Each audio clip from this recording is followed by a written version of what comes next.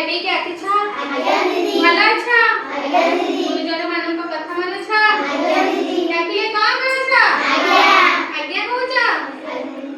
ତମମାନେ ତ ସବୁ ଖାଦ୍ୟ ଆମେ ଖାଉଛେ, ହଁ ନା ନାଇଁ? ବିଭିନ୍ନ ପ୍ରକାର ଖାଦ୍ୟ ଖାଉଛେ, ବାସ୍ନା ବି ଆମେ ଶୁଙ୍ଗୁଛେ।